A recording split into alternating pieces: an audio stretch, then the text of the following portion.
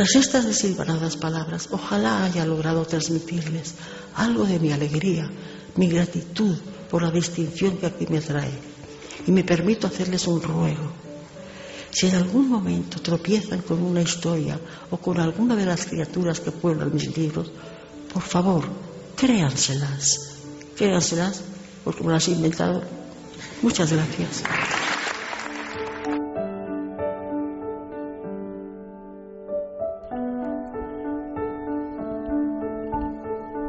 La escritora Ana María Matute ha fallecido en Barcelona a los 88 años.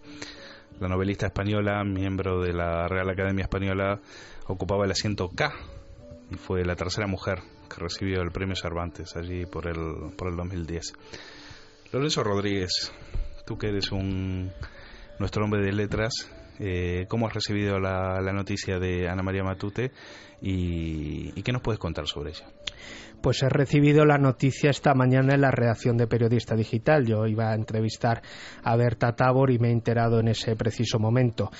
Es una grandísima escritora, nada de lo que vayamos a decir aquí no se ha dicho ya antes.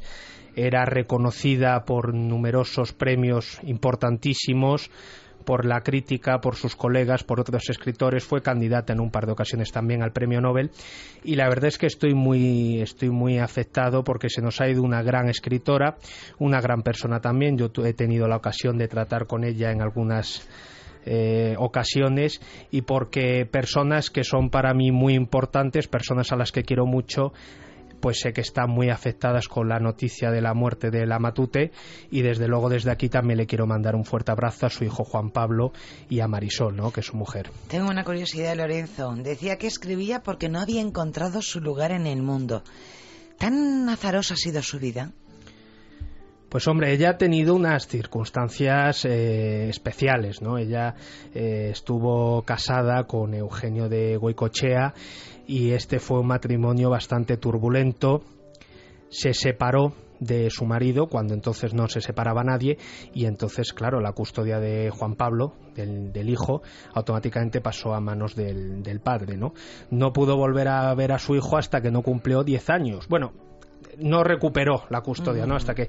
Y luego se volvió a casar con este segundo marido. Sí tuvo mucha suerte, parece ser que era una excelente persona, y luego tuvo esa depresión terrible que comentábamos antes, ¿no?, que la alejó durante muchos años del mundo literario, aunque luego nos resarció en el año 96 con la publicación de esa obra maestra, ese hito en la literatura española que es Olvidado Rey Gudú, ¿no? ¿Y cómo eran las distancias cortas? Porque decías que era muy especial. En las distancias cortas, yo he tratado con ella 2 o 3 ocasiones en la Feria del Libro como lector y luego sí he tenido la suerte de cenar con ella en 2 ocasiones. Era una mujer con muchísimo sentido del humor, una mujer que bajo su apariencia frágil, porque ella era muy delgadita, muy menuda, tenía una personalidad y una fuerza arrolladora. Y era una mujer con la que las horas se pasaban volando, ¿no? De todos modos, sobre esto nos va a hablar mucho mejor que yo, muchísimo mejor que yo, la escritora Juana Salaver, con la que además tenía una fuerte amistad, ¿no? Juana Salaver, muy buenas tardes. Buenas tardes. Bueno, pues días tristes, ¿no?, para la literatura, ¿no? Sí, obviamente. Y para mí, por lo que a mí respecta, absolutamente tristísimo. Y estaba escuchándoos, quisiera hacer un apunte. Me ha sorprendido que por todos los medios se hablase de la gran depresión que padeció hace muchos años Ana María Matute, y fue un episodio, fue una depresión fuerte, pero fue un episodio, creo, de su vida de mujer valiente y de inmensa escritora, de un talento extraordinario y de un ser humano de una bondad excepcional y de una amplísima generosidad. Y me choca un poco, ¿no?, que se ponga tanto el acento en esa depresión. Yo en estos momentos pondría mucho más el acento en su alegría, su defensa desde la adolescencia de la libertad, su capacidad innata de contactar con las personas, con los lectores, con sus amigos, con su hijo, con sus sobrinas, con su nuera, con quienes la hemos querido tanto, ¿no? Pero creo que huelga un poco hablar de la depresión, porque Ana María no era una mujer en absoluto depresiva. ¿Quién no hemos pasado en algún momento de nuestras vidas un episodio de depresión? Pero insisto en que ella no era lo que entendemos por una persona depresiva en absoluto. Juana, soy Lorenzo. Hola, ¿qué tal, Lorenzo? ¿Cómo estás? ¿Qué tal? Mira, también imagino. ¿Qué representa para ti Ana María Matute en la historia de la literatura? Representa una de las más grandes desde Cervantes. Tiene una huella y tiene también la bondad y la hondura cervantinas en toda su obra. Cualquier novela de Ana María está muy presente la gran tradición española asociada a la modernidad y a las vanguardias. Los hijos muertos, que es una obra maestra, está muy presente lo que yo entiendo por el juego de correspondencias entre luz y oscuridad, el anverso y el reverso, y una manera casi follneriana en el caso de los hijos muertos de narrar, asociada a esa modernidad que inaugura la novela en nuestras sociedades occidentales, que es la huella cervantina. Olvidado Rey Gudú es una historia de historias, es una novela profundamente cervantina, y creo que ella es, en el sentido más pleno, una de las grandes, no solo de las letras hispanas, sino de toda la contemporaneidad occidental, ¿no? Y de hecho, no en vano, recuerdo cuando conocí a un joven traductor suyo estadounidense, que comimos en una ocasión los tres, que era chico encantador, y lo bien que entendían los escritores, los lectores estadounidenses. ¿Por qué? Porque todos somos hijos de la novela, y ella era la novela misma, la ficción misma. Y no solo en la novela, cualquier cuento breve o relato extenso, que ya era también una cuentista extraordinaria, de Ana María Matute, es la mirada aguda sobre la condición humana, y por cierto con una profunda piedad hacia las debilidades, las veleidades, los defectos, y con una enorme grandeza de espíritu, por no hablar de lo que es más importante en literatura, que es una escritura prodigiosa. Era un artista de la palabra y un artista de la vida también, y eso es muy difícil, que se den ambas cosas en un gran escritor, en una gran escritora, en un gran pintor. Creo que ella es la Velázquez de las letras españolas, ¿no? Un breve apunte para nuestros oyentes. Los hijos muertos, esa novela que tú comentabas, fue publicada en 1958 y galardonada en el 59 con el Premio de la Crítica y el Nacional de Literatura. Tú eres una gran conocedora de su obra. Ella también lo era de la tuya. A veces yo le pregunté qué escritores españoles actuales te gustan, y siempre me decía Juana Salaver. Teníais muy buena relación desde hace muchísimos años. ¿Cómo era vuestra relación? Bueno, nos conocimos siendo yo adolescente. Antes ella y mi padre también se habían tenido mucho afecto. De hecho, conservo una foto de ambos jovencísimos que está guapísima en la librería española de París. Y bueno, para mí ella me llamaba, decía de broma, que éramos gemelas, porque ella siempre decía, yo sigo teniendo 13 años. Y me llamaba su gemela porque compartíamos las mismas pasiones literarias, ¿no? Reverencia absoluta por Marcel Proust. Siempre decíamos que alguna vez iríamos a dejarle un puñado de flores a su tumba en París. Nunca lo hicimos, también he de confesar que me aterrorizan los cementerios. Pero bueno, amábamos a Carson McCullers, a Faulkner, amábamos a muchos autores que eran para nosotras señas de identidad. Y lo curioso, que durante años, pese a la diferencia de edad, es de las personas que siempre han estado presentes como imagen misma del entusiasmo, de la juventud, de la delicadeza. Ana María, su hijo Juan Pablo, también es un hombre, además de buenísimo, muy delicado, muy sensible. tenía la capacidad de colocarse siempre, no solo narrativa, también humanamente, en el lugar del otro. Y era muy generosa, no tenía vanidad, era una mujer, tú antes te he oído apuntarlo, con un gran sentido del humor.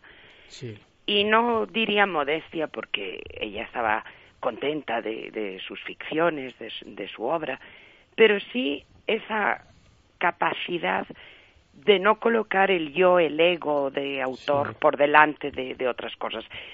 Para mí es la encarnación misma del genio y de la bondad, y se da pocas veces junto esas dos cualidades, ¿no? Juana, estoy leyendo aquí una recopilación de frases de Ana María Matute, y una de ellas dice: creo en las mujeres escritoras, pero no en la literatura femenina. Bueno, lo comparto absolutamente. Creo que eso es un invento profundamente machista. Yo no veo que a ningún hombre... Otra cosa es lo que llamaríamos ensayo feminista, pero en fin, eso es ya otro terreno, ¿no? Pero no entiendo por qué se exige o se pretende exigir de las mujeres que escribamos siempre sobre mujeres, y nadie se le ocurriría recriminar a Tolstoy que se pusiese en la piel de Ana Karenina o Flaubert en su desdichada Emma. Creo que tenemos el derecho a que se nos considere de una vez y para siempre, que se nos deje de considerar hermanas pequeñas de la literatura. Eso no significa que no exista todavía un machismo más que evidente. Siempre se mira la obra de las mujeres con... o casi siempre, no hablo de crítica, ¿no?, sino en general todavía hay esa pequeña mirada de escribirán acerca de sentimientos, de intimidad. No veo por qué, es absurdo. Juana, ella no creía en eso, yo tampoco. Una cosa es defender los derechos y la igualdad, y otra que se pretenda que por ser mujeres tenemos que estar únicamente pendientes de asuntos de personajes femeninos. Juana, para terminar, y agradeciéndote que hayas atendido la llamada de Rojo y Negro, para quien no conoce la obra de Ana María Matute, recomiéndanos una obra que tú creas que es la mejor puerta de entrada hacia el mundo literario de esta fabulosa escritora. Recomendaría todas, obviamente. Primera Memoria es una novela extraordinaria, Los soldados lloran de noche, Olvidado Rey Gudú, que enamoró a tantos y tantos lectores de todo tipo y todas las edades. Pero yo creo que quien no se haya acercado a su obra tal vez debería comenzar por Paraíso Inhabitado, que es una obra maestra de delicadeza, de refinamiento, de sutileza de personajes, porque nadie como ella ha tratado en las letras españolas la entrada en la madurez, la juventud, la niñez, el desasosiego de la adolescencia. Y esa es una novela bellísima y que además gusta, creo, tanto a un primer lector como a quien ya conoce toda su obra. Paraíso Inhabitado, que es la última novela publicada de Ana María Matute en el 2008. Muchísimas gracias, Juana, te mando un abrazo muy fuerte. Muchísimas gracias, y bueno, también me gusta, el programa tiene un nombre hermosísimo. Muy estendeldiano, ¿no? Sí. Bueno, pues gracias a ti, Juana Salvador, un placer. Un placer. Chao. En mi literatura, la imaginación tiene una gran importancia.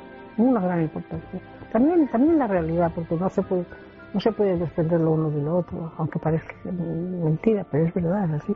La realidad y la imaginación van muy unidas, que además muchas veces la imaginación es más real que la misma realidad, la llamada realidad.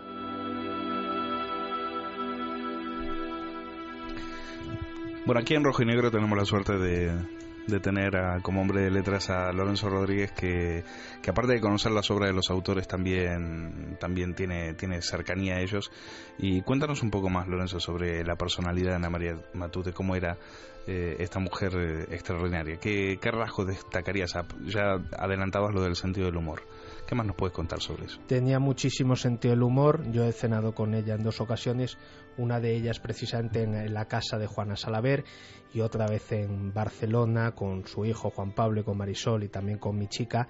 Y luego era una mujer muy generosa Y otra cosa, por ejemplo, a Juana Salaver le presentó Mar de los Espejos, una de sus primeras novelas. Ella era siempre muy generosa con las escritoras y con los escritores que empezaban, ¿no? Que ese es un rasgo que a veces no es demasiado común en el mundillo literario. ¿Tú qué nos recomendarías para entrar en el universo Matute?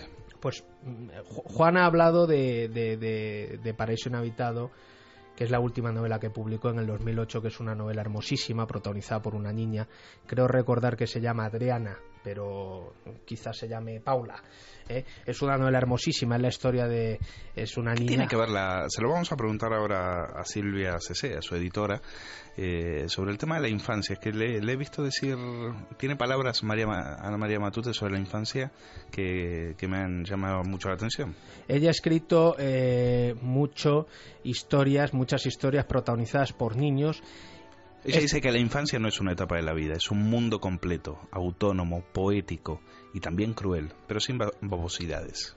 Sí, ella además es que era como una niña grande, es decir, ella parecía una niña. Ella construía casitas, por ejemplo, casas para las hadas, dibujaba, ilustraba algunos de sus cuentos, de sus libros, escribió historias para adultos protagonizadas por niños, como esta de Paraíso Inhabitado, y escribió también muchos libros, muchos cuentos para niños, ¿no? Me viene a la cabeza Paulina, El mundo y las estrellas, El saltamonte verde, Carnavalito, La oveja negra. Hay un libro que fue el primero que yo leí de ella, Los niños tontos, y un día le dije en una de estas ocasiones, dije, yo leí este libro de niños, tal, dice, sí, dice, pero era sobre niños, pero no era para niños. Y es verdad que era un libro durísimo, ¿no? Vamos a preguntárselo también a quien conoce muy bien su obra. Silvia Cecé, editora de Ana María Matute. Muy buenas tardes. Hola, buenas tardes. Bueno, Silvia, ¿cómo recibiste la noticia del fallecimiento de Ana María Matute? Bueno, pues estaba con ella en el hospital y cuando falleció. Esta mañana, a las 10. Bueno, ¿qué podrías decirnos de qué nos deja la obra de Ana María Matute? ¿Cómo resumirías, si le tendrías que explicar a alguien lo que ha significado en la historia de las letras españolas?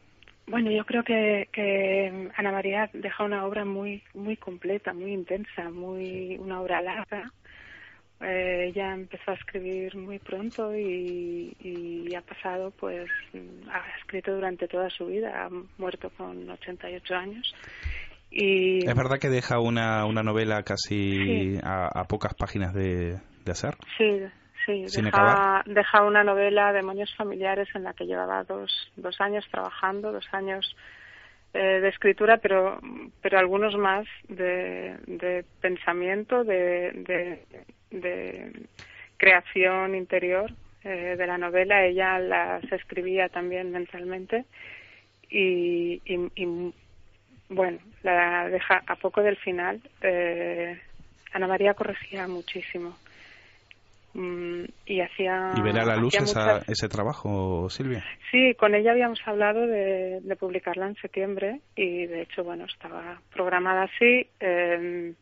Y había trabajado y había dado su aprobación a todos los materiales editoriales, desde la cubierta a los textos acerca de la novela, etcétera. En ese sentido, el lanzamiento estaba preparado y nos quedaba, pues, sus últimas revisiones de las últimas páginas.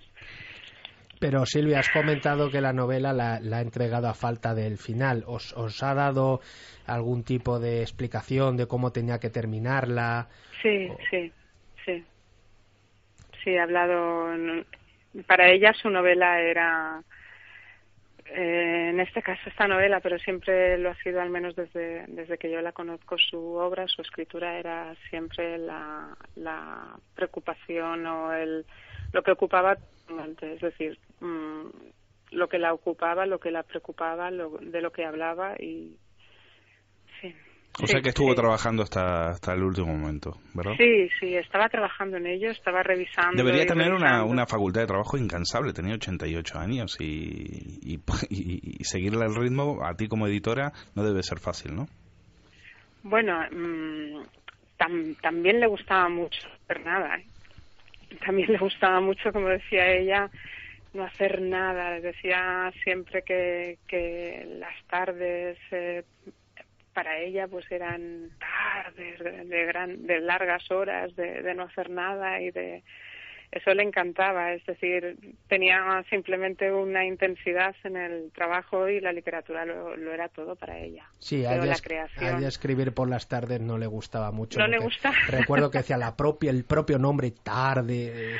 Sí, decía tarde, alargándola. Pues eso, a la ensoñación, sí. ¿No? A no hacer nada, en definitiva, ¿no? A no hacer nada, eso le gustaba mucho. Le gustaba. Ana María era una mujer intensa, muy divertida. Sí. Muy lo muy ha divertida. Dicho Lorenzo, lo ha contado. Mucho, sí. Muy inteligente. Mucho. ¿Y qué nos puedes contar acerca de Demonios Familiares? Emily Rosales ya ha dicho alguna cosa en prensa, a los medios, pero ¿qué nos puedes adelantar de la novela? A ver, Demonios Familiares es una novela en la que Ana María se aleja un poquito del territorio de la infancia, del que había trabajado en sus últimas obras, en Paraíso Inhabitado, por ejemplo, que comentabais antes. De alguna manera se aleja de ese territorio para adentrarse en el momento en el que la protagonista, Eva, tiene que sufrir contradicciones morales y sentimentales por sí misma. Es una novela muy intensa, muy pasional. Es una novela dura, cruda. Silvia, ¿cuáles son los temas de la obra de Ana María Matute? ¿Cuáles, aparte de la infancia, cuáles dirías que son los temas de su obra? Bueno, tiene muchísimos, como os decía antes. Es una obra larga, pero yo creo que hay algo que está en todas sus obras, por más distintas que sean, que es la exploración de la otredad, del mundo otro, de esos personajes a los que les falta algo que en el mundo normal o en el mundo convencional pueden ser rechazados. Esos personajes, desde Gudú hasta los niños de sus cuentos infantiles, son siempre personajes que ven más allá, que ven de otra manera, que están situados que quizás por las carencias de todas las cualidades que se supone que hay que tener para estar en el mundo, tienen la cualidad de ver de otra manera. Y yo creo que es que ella era también así. ¿Tú ves una literatura creo que ella decía que escribir era una forma de protesta? ¿Tú ves esa, da esa sensación de ser una escritura de protesta o de resistencia? Bueno, yo creo que sí. De alguna forma es una escritura también como de alguna manera su vida, como una forma de protesta por un mundo plano y convencional. Yo creo que ella exploraba territorios otros, exploraba lugares y personajes que no estuvieran tranquilos, que no fueran planos, que no lo tuvieran todo bien hecho. Y eso, de alguna forma, es una forma de protestar también por la uniformidad. Silvia Cesé, editora o contra la uniformidad. Editora de la obra de Ana María Matute y representante de la editorial Destino. Gracias por atendernos en estos días, en este día tan triste, y gracias por habernos hecho esta semblanza de Ana María Matute. Gracias. Gracias a vosotros. Un fuerte abrazo, Silvia. Un fuerte abrazo, Lorenzo. Chao.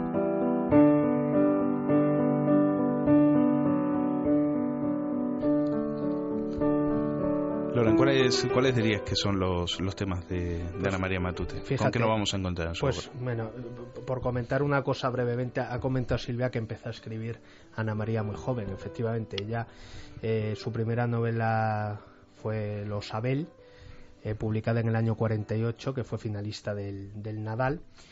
En el 52 publicó Fiesta al Noroeste, que fue premio Café Gijón de novela, y luego en el 54 quedó ganadora del premio Planeta con Pequeño Teatro, pero la particularidad de esta espléndida novela es que la había escrito con 17 años. Ahí se ve la enorme precocidad y el enorme talento de Ana María. Se ha mencionado también... ¿El Cervantes lo recibió muy tarde, a tu criterio? Pues posiblemente sí, claro. Sí, porque ya tenía 80 y pico de años. Claro, ¿no? El Cervantes lo recibió en el 2010 y desde luego ya había dado más que pruebas suficientes de calidad literaria, de ambición literaria, y desde luego, vamos, yo creo que Ana María está y va a estar siempre en la historia de la literatura española, ¿no? Se nos ha ido la última gran escritora, ¿no? Hay muy buenas escritoras en España, ¿no? Pero claro, Ana María por edad y por obra pues ocupaba ese papel, ¿no? ¿Por qué Juana Salabert decía que era la más cervantina de las escritoras? Bueno, posiblemente por eso que ha comentado también, de novela, de novelas, de historias, por esa capacidad de fabular que tiene Cervantes, de hilvanar un tema, una historia, una fábula, un tema con otro, una historia con otra, y luego por esa enorme sensibilidad y esa comprensión hacia los personajes, esa manera que tenía Cervantes de mirar a sus personajes, ¿no? Y luego me preguntabas antes novelas para iniciarse en el territorio literario de Ana María Matute. Pues yo creo que Paraíso Inhabitado, publicada en 2008, como hemos dicho antes, Primera Memoria, que es la primera entrega de una trilogía a la que ella llamó Los Mercaderes, que siguen Los soldados lloran de noche y La trampa. Primera Memoria fue ganadora del Nadal en el año 59. Y luego una cosa que sí quiero remarcar y que la hacía distinta de otros escritores es que ella tenía una pasión enorme por el mundo de la fabulación, de la imaginación, de las leyendas. En un país donde lo fantástico suele estar tan mal visto, pues ella en este sentido era una rara avis, ¿no? Ana María Matute, descansa en paz. Hasta mañana.